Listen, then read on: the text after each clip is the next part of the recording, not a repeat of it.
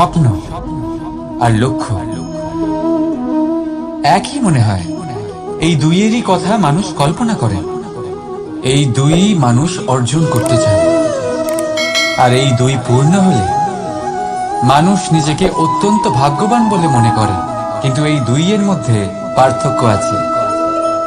পার্থক্য এই যে স্বপ্নের জন্য বিনা পরিশ্রমের ঘুম দরকার হয়, আর লক্ষ্যের জন্য বিনা ঘুমের পরিশ্রম। যে ব্যক্তি ঘুমের মধ্যে স্বপ্ন দেখতে থাকেন, জেগে ওঠার পর তার হাত খালি থেকে যায়। আর যে ব্যক্তি পরিশ্রম করেন, শয়নকালেও তার হাত তার লক্ষ্যেই থাকে। তাই যদি স্বপ্নও দেখতে হয়, তাহলে লক্ষ্য জেনে পরিশ্রম করুন আর ভালোবেসে বলুন, রাধা রাধা।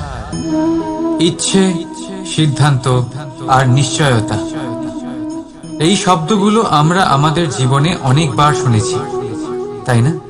জীবনে অনেক সময় অনেক কিছু পেতে খুবই ইচ্ছে করে, কিন্তু শুধু ইচ্ছে হলেই কি সবকিছু পাল্টায়? সবকিছু পাওয়া যায়? অনুর্বর জমিতে বাস করা ব্যক্তির মনে ইচ্ছে হয় যেন সে শীতল জল পায়, কিন্তু সে পায় না। যে এক কুয়ো খোঁড়ার সিদ্ধান্ত নিয়েছে, সে মাটি খোঁড়ার জন্য কোদাল অবশ্যই পেয়ে যায়। আর যে নিশ্চিত করে নিয়েছে, সে দেরি করে হলেও সেই শীতল জল অবশ্যই পেয়ে যায়। তাই জীবনে কেবল ইচ্ছে করবেন না, সিদ্ধান্ত নিন আর তারপর নিশ্চিত করুন, সব পেয়ে যাবেন। আর ভালোবেসে বলুন, রাধা রাধা। প্রদীপ জ্বালানোর কাজ বড়ই আনন্দদায়ক। উজ্জ্বলতার এই শিখা যেন আত্মার মধ্যে গিয়ে মনে উল্লাস ভরে দেয়।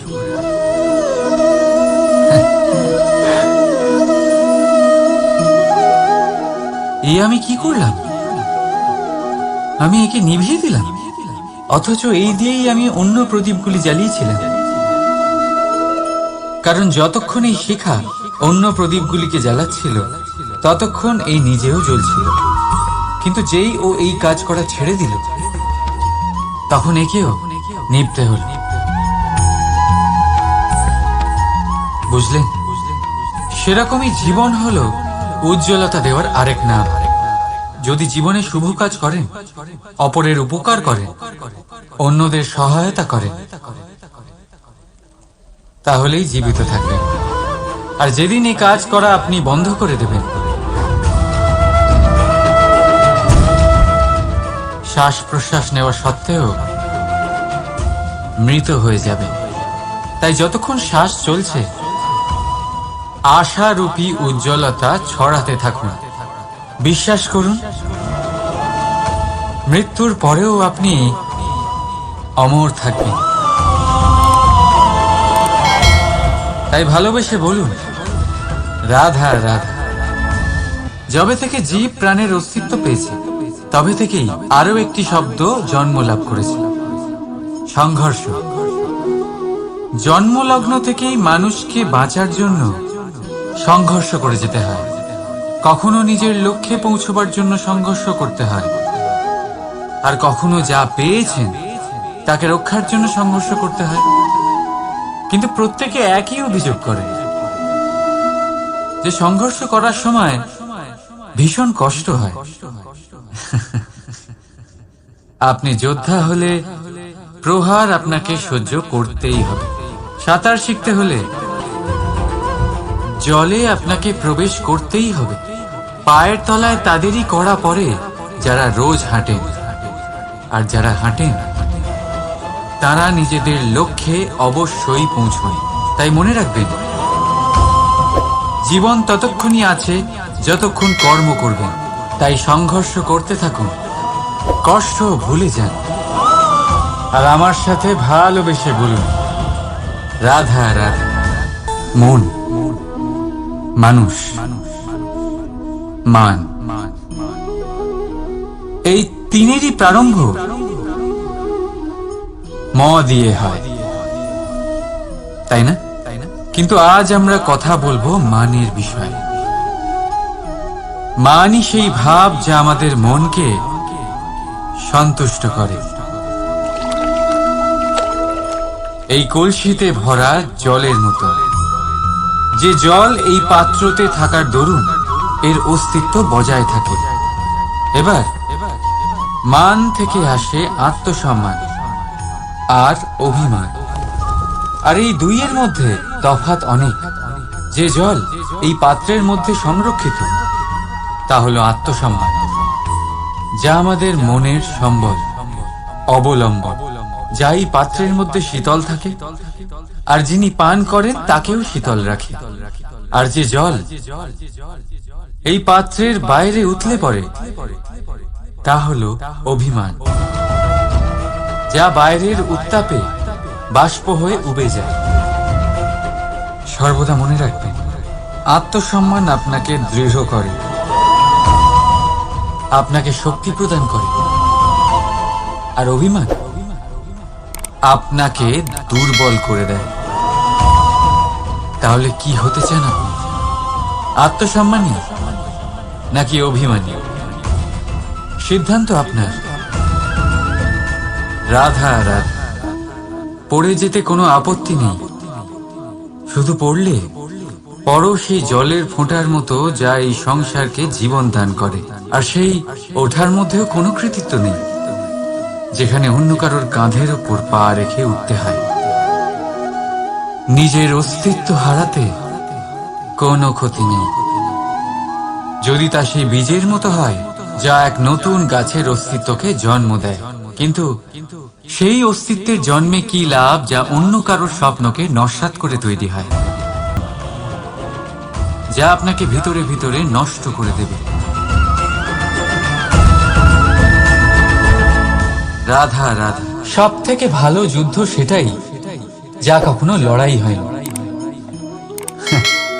অর্থাৎ বোঝাপড়া, সন্ধি। সব আবশ্যক পরিস্থিতিকেই শুভ করা যায়। নিজের থেকে শক্তিশালীর সাথে যিনি সন্ধি করেন তিনি বিদ্বান, নিজের সমকক্ষের সাথে যিনি সন্ধি করেন তিনি গুণবান, আর নিজের থেকে দুর্বলের সাথে যিনি সন্ধি করেন তিনি দয়াবান। একটা যুদ্ধ আপনার একাধিক শত্রু তৈরি করতে পারে, কিন্তু একটা মীমাংসা আপনাকে একটা বন্ধু দিতে পারে। তাই হাতের মুঠো তখনই শক্ত করুন যখন যুদ্ধ এড়ানো অসম্ভব হয়ে পড়ে, নয়তো হাত বাড়িয়ে হাত মেলান, কারণ মিলনে যে সুখ, যাতনায় তা নেই। রাধা রাধা।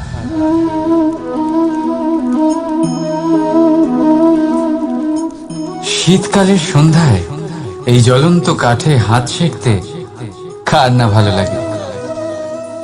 কত সময় পেরিয়ে যায় এই কাঠ সরাতে, ঘোরাতে, বোঝাই যায় না।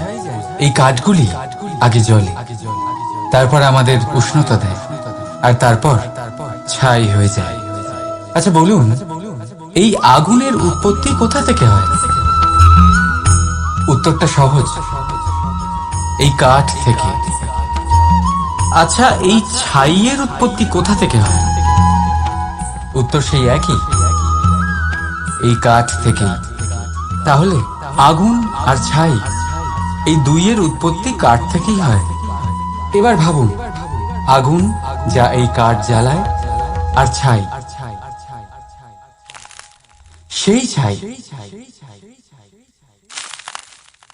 যা এই আগুন নিভিয়ে দেয়। কিছু বুঝলেন? আপনার শক্তি আপনার ভেতরেই উৎপন্ন হয়, আর আপনার অন্তরের ক্ষতিকর সেই ছাই, সেটাও আপনার ভেতরেই উৎপন্ন হয়। তাই নিজের ভিতরের উজ্জ্বলতা দিয়ে এই সংসারকে আলোকিত করতে চান, নাকি নিজের ভিতরের আধার বার করে এই সংসারে অন্ধকার আনতে চান? সিদ্ধান্ত আপনার। রাধা রাধা। জীবনে যখনই কোনো কঠিন কাজ আমাদের সামনে আসে, তখন আমরা কারোর না কারোর থেকে সাহায্য চাই, যেটা উচিত। কিন্তু যদি যে কোনো ছোটখাটো বিষয়ে আমরা সাহায্য চাইতে শুরু করি, তাহলে কি হবে? তাহলে আমরা নিজেদের সামর্থ্য, নিজেদের যোগ্যতাকে কখনো বাড়তেই দেব না। না আমাদের শক্তি কখনো বাড়বে, কারণ এটা আমাদের অভ্যেস হয়ে যাবে। যাই ঘটুক আমরা কারোর থেকে সাহায্য চাইতে চলে যাব, এটাই আমাদের স্বভাব হয়ে যাবে। সেই জন্য আমাদের যেটা করা উচিত সেটা হলো যতক্ষণ না আর কোনো উপায় থাকছে ততক্ষণ আপনি কারোর থেকে সাহায্য চাইতে যাবেন না। চেষ্টা করুন, যা সংকট থাকুক, সমস্যা থাকুক, পরিস্থিতি যতই কঠিন হোক, নিজে সমাধান করতে চেষ্টা করুন। যতটা পারবেন আত্মনির্ভর হওয়ার চেষ্টা করুন। যদি এটা করতে পারেন তাহলে আপনি অনেক কিছু শিখবেন। দিন প্রতিদিন আপনার জীবন আরো বেশি উজ্জ্বল হয়ে উঠবে, ব্যক্তিত্বের বিকাশ ঘটবে, আপনার শক্তি বৃদ্ধি পাবে, যোগ্যতা বৃদ্ধি পাবে, আত্মবিশ্বাস জেগে উঠবে, আর আত্মনির্ভর হয়ে মন বলবে রাধা রাধা। আপনি কখনো পর্বতের শিখরে উঠেছেন? আপনি দেখতে পাবেন পর্বতের পদতলে প্রচুর সুন্দর ফুল রয়েছে, সবুজ বনানী রয়েছে। যত আপনি ওপরে উঠতে থাকবেন তত ফুল কমতে থাকবে, সবুজ বনানী কমতে থাকবে। আরো কিছুটা ওপরে উঠলে কাঁটা জাতীয় গাছ দেখতে পাবেন, শুকনো গাছ দেখতে পাবেন। আরো যদি ওপরে ওঠেন তাহলে পাষাণ দেখতে পাবেন। আরো ওপরে উঠলে হিমখণ্ড দেখতে পাবেন। এই যে পর্বত, তা মনুষ্য জীবনের সব থেকে উত্তম উদাহরণ।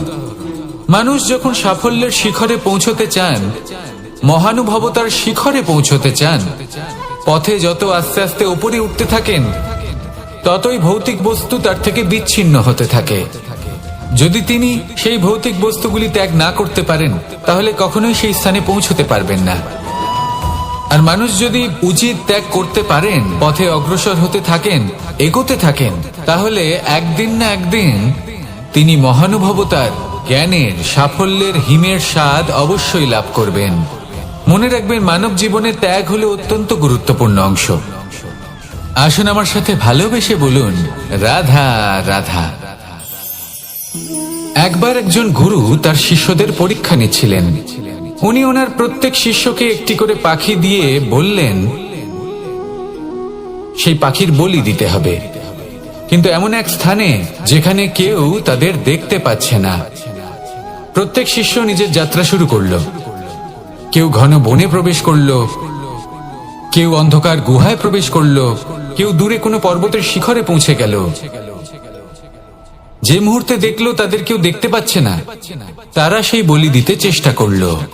যেই বলি দিতে গেল, সেই পাখি আলোর কিরণে পরিবর্তিত হলো এবং লুপ্ত হয়ে গেল। একজন শিষ্য ছিল যে আবার গুরুর কাছে ফিরে এলো। সে বলল, ক্ষমা করবেন গুরুদেব, কিন্তু আমি এমন কোন স্থান পেলাম না যেখানে কেউ আমাকে দেখতে পাচ্ছে না। অন্য কেউ না দেখতে পেলেও আমি নিজে দেখতে পাচ্ছিলাম, আমার অন্তর্মন দেখতে পাচ্ছিল। সেই শিষ্য বুঝতে পেরেছিল যে পরমাত্মার দৃষ্টি সবসময় তাকে দেখতে পাচ্ছে, আর ও কখনো অনুচিত কর্ম করতে পারবে না। আর শুধুমাত্র এই কারণে সেই শিষ্যই সেই পরীক্ষায় উত্তীর্ণ হলো। আসুন আর আমার সাথে ভালোবেসে বলুন রাধা রাধা। রাত্রে আমরা সুখ নিদ্রা লাভ করি, আমরা স্বপ্ন দেখি, ভবিষ্যতের পরিকল্পনা করি, খুব ভালো লাগে।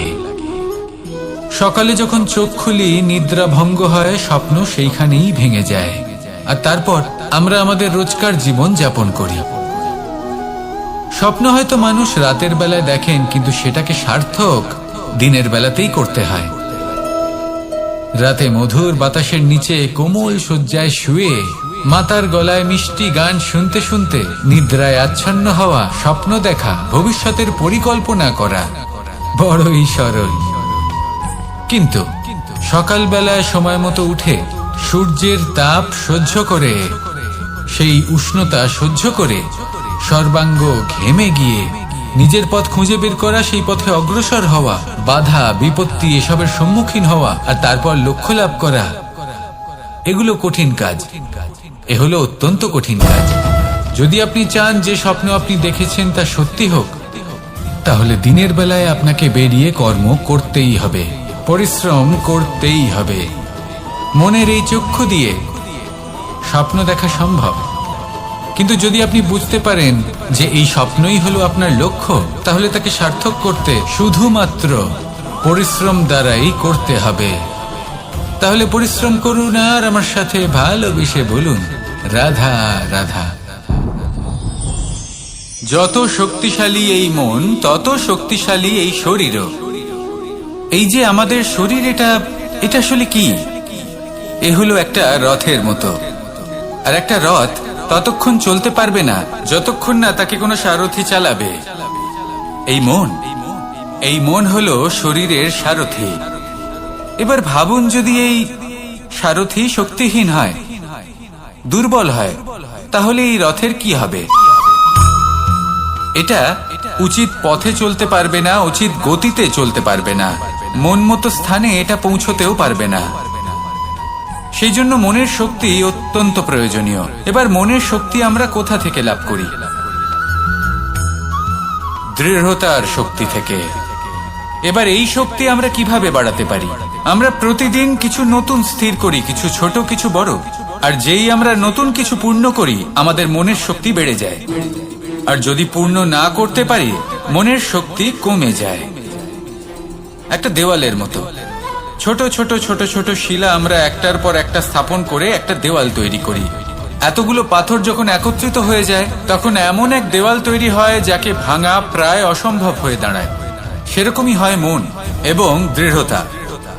ছোট ছোট কাজ করে নিজের লক্ষ্য পূর্ণ করুন।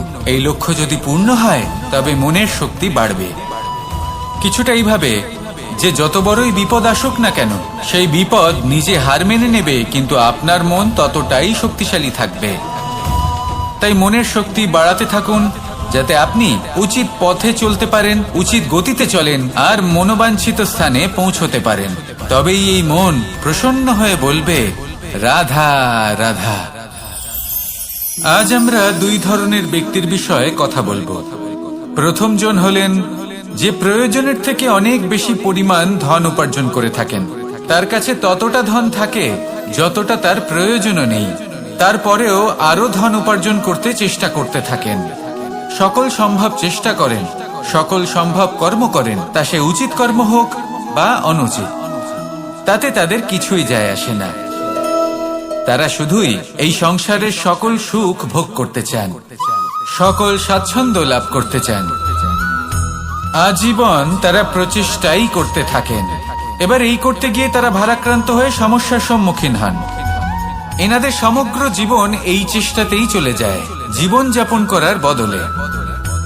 অন্যদিকে আরেকজন ব্যক্তি, যিনি জানেন তার প্রয়োজন কতটুকু আর শুধুমাত্র সেই পরিমাণ ধন অর্জন করেন, তার থেকে বেশি একটুও নয়। উনি যদি দুবেলা খেতে পান, মাথা গোজার ঠাঁই পেয়ে যান, সেটাই পর্যাপ্ত। তাতেই তিনি আনন্দে জীবন যাপন করেন, না কোনো বৃথা চিন্তা করেন, না কোনো বৃথা কষ্ট করেন। এবার আমি আপনাদের জিজ্ঞেস করব, এই দুই ব্যক্তির মধ্যে আপনি কোন ব্যক্তি হতে চাইবেন? বেশিরভাগ মানুষ এটাই বলবেন যে আমরা সেই দ্বিতীয় মানুষ হতে চাই যারা সন্তুষ্ট।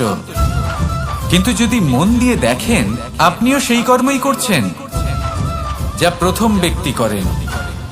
আপনারা সবসময় চেষ্টা করে চলেছেন, এটাও লাভ করতে হবে, ওটাও লাভ করতে হবে, আমার এটারও প্রয়োজন, ওটারও প্রয়োজন। আপনি অনেক কিছু লাভ করেছেন, কিন্তু প্রশ্ন এটাই যে আপনার কি সেই সবকিছুর প্রয়োজন রয়েছে? এর উত্তর আপনার অন্তর মনে রয়েছে। আপনার মন জানে যে আপনার প্রয়োজন কতটুকু।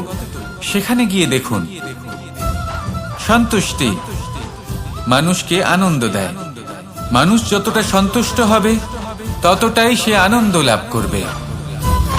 এবার আপনাকে এই সিদ্ধান্ত নিতে হবে যে আপনি কখন আর কোথায় সন্তুষ্টি লাভ করবেন, কত কিছু লাভ করার পরে সন্তুষ্ট হবেন। এই উত্তর আপনি মন থেকে পাবেন। এই সমাজের চাহিদায় জড়িয়ে নিজেকে বিভ্রান্ত করবেন না। নিজের অন্তরের এই মিথ্যে অহংবোধকে প্রশ্রয় দিতে গিয়ে যদি আপনি এরকম প্রয়াস করতে থাকেন, তাহলে জীবনযাপন কখন করবেন? থেমে যান, শান্ত হয়ে যান, নিজের অন্তর মনে নিমজ্জিত হয়ে দেখুন যে সন্তুষ্টি কোথায়। এই সন্তুষ্টি লাভ করুন। এই মন প্রসন্ন হয়ে বলবে, রাধা রাধা। কখনো কোনো বাগানের কোনো বৃক্ষকে দেখেছেন যেখানে সুগন্ধি ফুল থাকে, রসালো ফল থাকে? তখন মন প্রফুল্ল হয়ে ওঠে, মন থেকে সেই বৃক্ষের প্রতি ভালোবাসা জন্মায়। কিন্তু যিনি বাগানের মালিক, শুধুমাত্র তিনিই জানেন যে কিভাবে এই বৃক্ষকে আগলে রাখতে হয়, কিভাবে তার পরিচর্যা করলে এতে সুন্দর সুগন্ধি ফুল হবে, রসালো ফল হবে। কখনো কখনো প্রয়োজনের থেকে বেশি রোদ পেলে এই বৃক্ষগুলি শুকিয়ে যায়, প্রয়োজনের থেকে কম রোদ পেলেও এই বৃক্ষ কিন্তু শুকিয়ে যায়। প্রয়োজনের থেকে কম জল যদি পায়, এই বৃক্ষ শুকিয়ে যেতে পারে। প্রয়োজনের থেকে অতিরিক্ত জল যদি পায়, তখনও এই বৃক্ষের শিকড়গুলি নষ্ট হয়ে যেতে পারে। এবার এটাই কিন্তু আমাদের সংসারের সাথেও হয়। আমাদের সংসারের সকল প্রতিভাশালী ব্যক্তি, যেমন লেখক, বিচারক, প্রবক্তা, যোদ্ধা, এদের সবার ক্ষেত্রে এই কথাটাই প্রযোজ্য। যদি বেশি প্রশংসা করা হয়, তাহলেও এরা হারিয়ে যাবেন। প্রয়োজনের থেকে বেশি যদি নিন্দা করা হয়, তখনও তারা নত হয়ে পড়বেন। তাহলে আপনি এদের রক্ষা করুন এবং নিজেদেরও। মনে রাখবেন একটা কথা, জেনে রাখুন কখন কোন নিন্দায় আপনি লজ্জিত হবেন না, আর কখন কোন প্রশংসার দ্বারা নিজের মধ্যে অহংবোধ জাগ্রত করবেন না। এই মন সুপ্রসন্ন হয়ে বলবে, রাধা রাধা।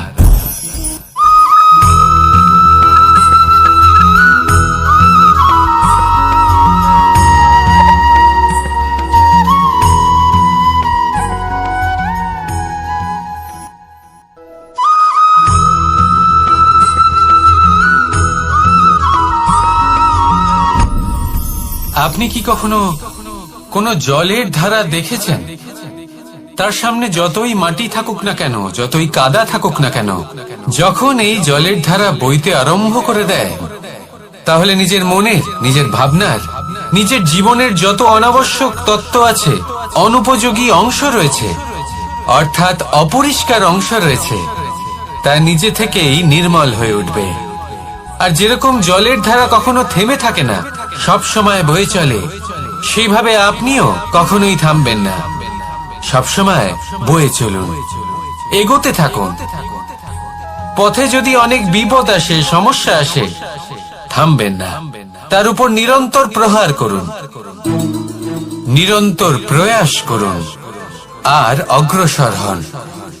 আপনি ভেবে দেখুন, এই জলের ধারা কখনো থেমে থাকে না, সবসময় বয়ে চলে, বিপদের সম্মুখীন হয়ে তাকে সাথে বয়ে নিয়ে চলে। সেই জন্য জলের ধারা, প্রবাহমান এই ধারা, এর থেকে কখনো দুর্গন্ধ আসে না, এতে কখনো ময়লা জমতে পারে না, বরং পালিত হয় সুন্দর প্রাণবন্ত জীবজন্তু, যেমন সুন্দর ছোট মাছ। তাই আপনিও এটাই করুন, কখনো থামবেন না, শুধু চলতে থাকুন, জলের ধারার মতো বইতে থাকুন। আপনি আপনার লক্ষ্য অবশ্যই খুঁজে পাবেন, আর তার সাথে নিজের অন্তরের যে মালিন্য রয়েছে, তা আপনি নিজেই নিজের থেকে দূরে করে দেবেন। তাহলে আসুন আর আমার সাথে ভালোবেসে বলুন, রাধা রাধা।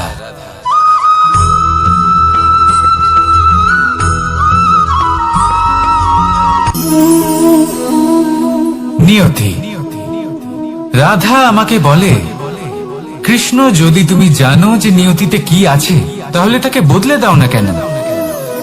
মহাদেব আমাকে বলেন যে শ্রীকৃষ্ণ, যদি আপনি এটা জানেন যে সাম্বের নিয়তি এটাই, তাহলে আপনি তাকে বদলানোর চেষ্টা কেন করেন? কেন? কারণ আমি একজন পিতা, আর পিতার কর্তব্য এটাই, তিনি যেন সম্ভাব্য সব চেষ্টা করেন নিজের সন্তানের মঙ্গলের জন্য। নিয়তি আমি জানি, কিন্তু এটাও আমি জানি যে কর্মের থেকে বড় আর কোনো নিয়তি হতে পারে না। অভিজ্ঞতাও রয়েছে যে কর্মের হাতে নিয়তির এই চক্র বদলে যেতে পারে।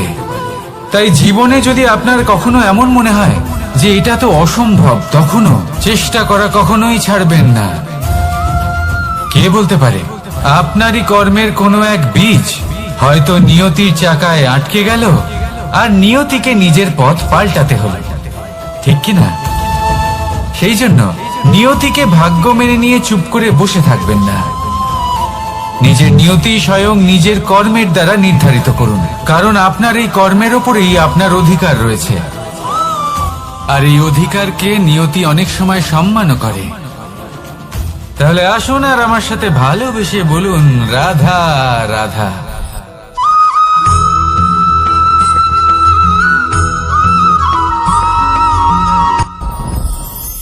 সাথী, সাথী এই শব্দটির ব্যাখ্যা কে কিভাবে করে?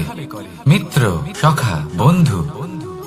কিন্তু অর্থ একটাই, তিনি যিনি আপনার সঙ্গী হন আর তিনি যার সাথী আপনি হন।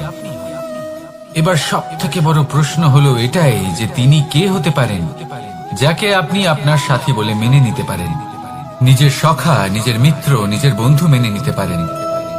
আপনার সাথী হলেন তিনি যিনি দুঃখের সময় আপনার পাশে থাকবেন, আপনার হাত ধরে থাকবেন। আপনার সাথী হলেন তিনি যার হাত আপনি নিজের সুখের দিনে ধরে থাকবেন। সেই সাথীরই হাত ধরুন যিনি দুঃখে সবসময় আপনাকে সাহায্য করার জন্য তৎপর হয়ে থাকেন, আপনার পাশে থাকেন, আর যাকে সুখের দিনে আপনি আপনার সাথে রাখতে পারেন। আর যখন আপনার সাথে আপনার এই সাথী থাকবে তখন আপনি এটা বুঝবেন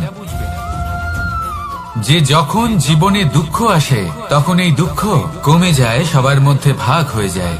আর যদি তখন সুখ আসে তাহলে সেটা সবার উপস্থিতিতে আরো বেড়ে যায়। এটাই হলো প্রেম, এটাই হলো ভালোবাসা, এটাই হলো সঙ্গ, যেমন সম্পর্ক আমার আর রাধার মাঝে। তাহলে আসুন আর আমার সাথে ভালোবেসে বলুন, রাধা রাধা।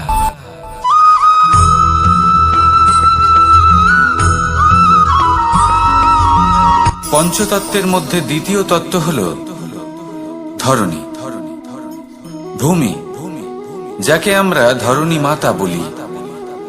এই ধরণী ধৈর্য ধারণ করে, আর এর ওপরেই আমাদের সমগ্র সংসার নির্ভরশীল। কারণ এই ভূমি সহ্য ক্ষমতা রাখে, এর সহ্য ক্ষমতা হলো অপরিসীম। সন্তান যতই আঘাত প্রদান করুক না কেন প্রেম পূর্বক সহ্য করে, আর তার বদলে অমূল্য রত্ন প্রদান করে।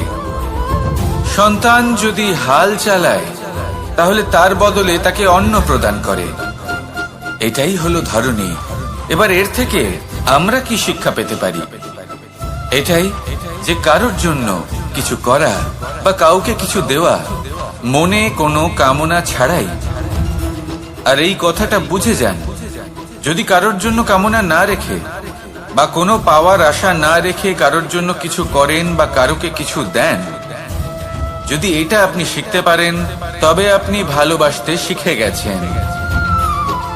আর সেই জন্যই এই ধরিত্রীকে মাতা বলা হয়।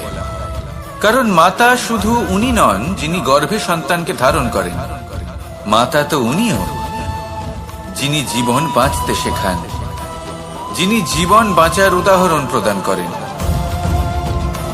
তাহলে ধরণীর থেকে এই নিঃস্বার্থ ভাব শিখুন, নিঃস্বার্থ ভালোবাসা শিখুন, আর এই ভালোবাসার সাথেই বলুন, রাধা রাধা।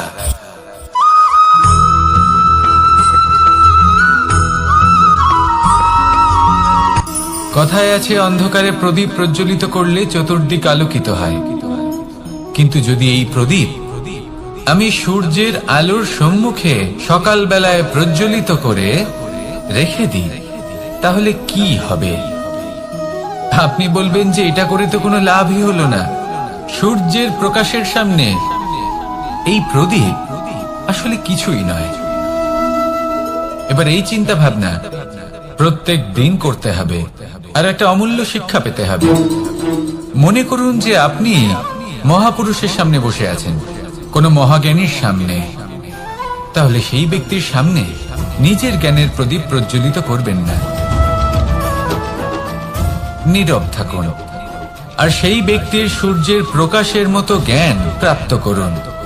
যতটা পারবেন জ্ঞান লাভ করুন। যদি এমন কোনো সময় এমন কোনো স্থানে আপনি আছেন যেখানে চতুর্দিক অন্ধকার, কারোর কাছেই জ্ঞান নেই, সেখানে নিজের জ্ঞানের প্রদীপ প্রজ্বলিত করুন। এমন করলে দুদিক থেকেই আপনার লাভ হবে। আপনার জ্ঞান প্রাপ্তিও হবে আর জ্ঞানের সঠিক প্রয়োগও করতে পারবেন। আর এই মন প্রসন্ন হয়ে বলবে, রাধা রাধা।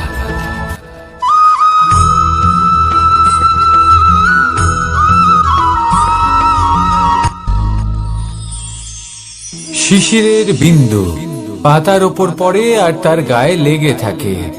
পাতা তাকে শুষে নিতে পারে না, আর শেষ পর্যন্ত সে ঝরে পড়ে যায়।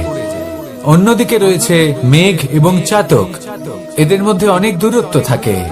মেঘ থাকে আকাশে আর চাতক থাকে ধরিত্রীতে। কিন্তু যখন এই মেঘ থেকে বৃষ্টি ঝরে পড়ে, এই চাতক কিন্তু সেই জলই পান করে, নয়তো সে তৃষ্ণার্ত থেকে যায়। এবার অন্যদিকে দেখলাম শিশির বিন্দু আর পাতার এই সম্পর্ক।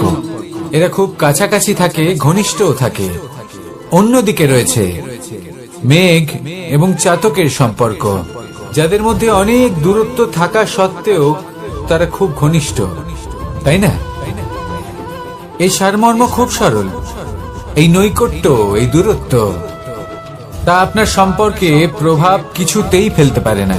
এই নৈকট্য, এই দূরত্ব, এইসব হলো শুধুমাত্র মনের ব্যাপার।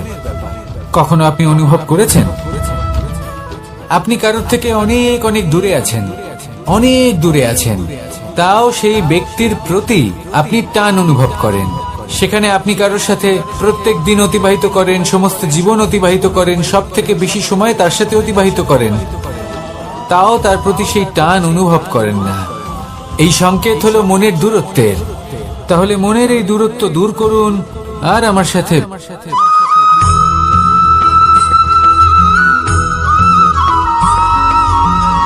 এই সংসারে কোন বস্তু হোক বা ব্যক্তি হোক, তার একার গুরুত্ব কিন্তু খুব বেশি নয়।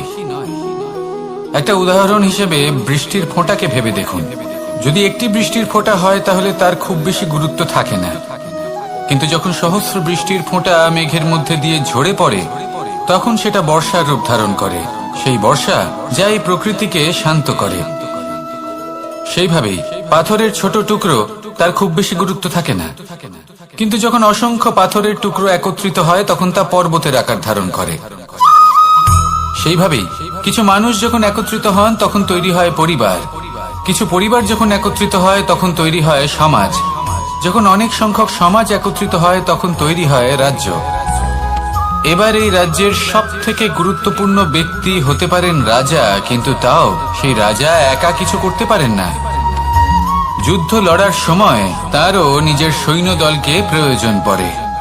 কিন্তু এই সংসারে এমন একজন ব্যক্তি আছেন যিনি একাই সব কাজ করতে থাকেন, এবং সেই ব্যক্তি হলেন মা।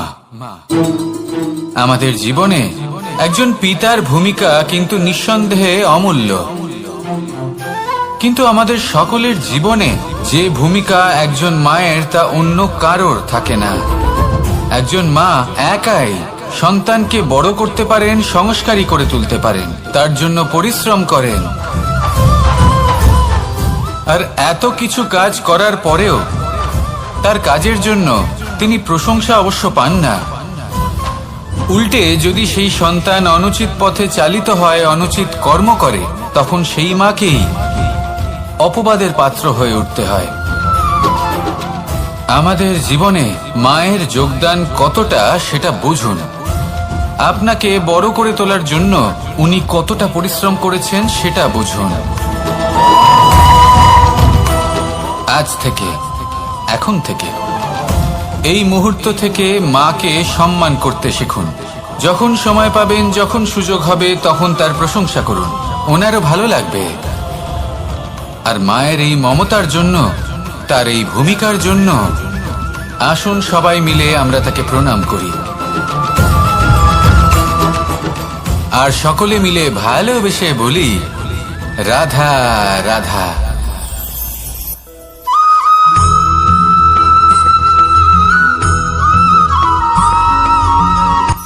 এই সংসারে সাফল্য লাভ করার জন্য জ্ঞানের প্রয়োজন হয়, পরিশ্রমের প্রয়োজন হয়, দৃঢ় নিষ্ঠার প্রয়োজন হয়, নিরন্তর চেষ্টা করা প্রয়োজনীয়। কিন্তু আরো কিছু আছে যা অত্যন্ত প্রয়োজনীয় এবং গুরুত্বপূর্ণ। তা হলো ভালো বন্ধু। তাদের থাকা অত্যন্ত প্রয়োজনীয়। যদি ভালো বন্ধু থাকে তাহলে সময় এলে তারা ঢাল হয়ে আপনাকে সুরক্ষা করবেন। সময় এলে অস্ত্রের মতো শত্রুকে সংহারও করবেন। যদি তিনি জ্ঞানী হন, তাদের মধ্যে সদ্গুণ থাকে, তাহলে এই সব গুণ আপনার মধ্যেও প্রবেশ করবে। তাহলে সাফল্যের জন্য ভালো বন্ধু পাওয়া অত্যন্ত প্রয়োজনীয়। কিন্তু শুধু বন্ধু কেন, ভালো শত্রুও থাকা প্রয়োজনীয়। এবার আপনি ভাববেন, আমি কি বললাম? যদি আপনার জীবনেও ভালো অর্থাৎ শক্তিশালী শত্রু থাকে, তাহলে আপনিও শক্তিশালী হতে থাকবেন। এই শত্রু আপনাকে প্রেরিত করবে আরো বেশি শক্তিশালী হয়ে ওঠার। কখনো কোনো হরিণকে দেখুন, তীব্র গতিতে দৌড়তে থাকে। কেন তীব্র গতিতে দৌড়য়? এই কারণে নয় যে কোথাও তার জন্য মধুর ঘাস অপেক্ষা করে রয়েছে, না। সে এই কারণে তীব্র গতিতে দৌড়য় কারণ সেটা না করলে তার পেছনে একটি সিংহ আছে যে ওকে নিজের ভোজন করে ফেলবে। তাই জীবনে বিপদ, সংকট, এই সবকিছুও হলো অত্যন্ত গুরুত্বপূর্ণ। তার সম্মুখীন হতে শিখুন আর আমার সাথে ভালোবেসে বলুন, রাধা রাধা।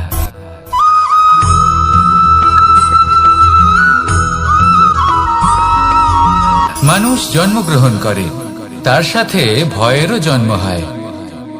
ছোটবেলা থেকেই আমাদের মনে কোনো না কোনো প্রকারের ভয় থেকেই যায়।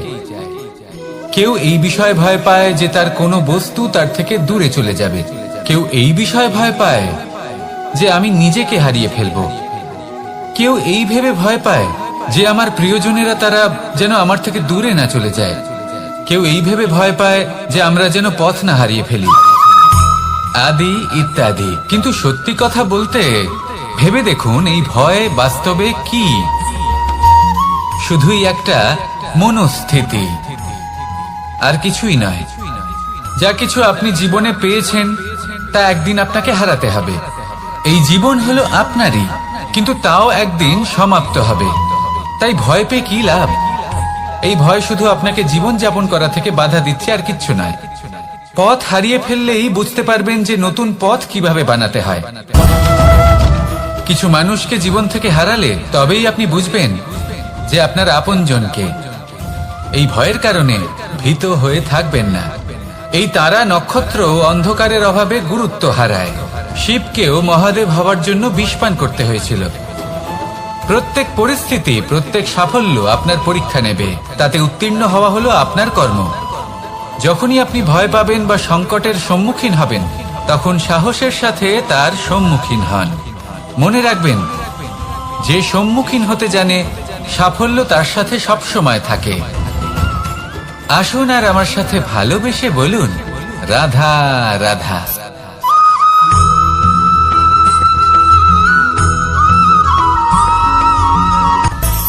মানুষের মধ্যে একটা বিচিত্র প্রবৃত্তি থাকে। অন্য সকলের বিষয়ে, তাদের জীবনের বিষয়ে, তাদের ব্যক্তিত্বের বিষয়ে, তাদের ভবিষ্যতের বিষয়ে অনুমান করা। এটা হলো অনুচিত। কারোর অতীতকালকে দেখে লোকে ভবিষ্যৎ বলে দিতে পারেন। বর্তমানকে দেখে ভবিষ্যতের বিষয়ে অনুমান করে ফেলেন।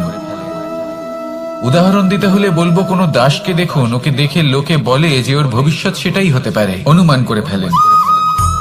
আর এই রাজাকে দেখুন, উনি তো কত সুখী হবেন, উনি তো জগতের সব থেকে অধিক সুখী মানুষ, কত সুখ সুবিধা আছে ওনার কাছে, ধারণা করে ফেলেন। তবে সত্য তো এটাই যে কারোর ব্যক্তিত্বের বিষয়ে, তাদের ভবিষ্যতের বিষয়ে আপনি পূর্ণ সত্য কখনোই বলতে পারবেন না, শুধু অনুমান করতে পারবেন। আর এই অনুমান করে সত্যি কোনো লাভ হয় না, কারণ এই কাল সেটা হলো অত্যন্ত শক্তিশালী। কালো থেকে কালোতর কয়লাকেও হিরেতে পরিণত করতে পারে। অনেক বড় বড় রাজাকেও বিদূষক বানিয়ে ফেলতে পারে এক মুহূর্তেই।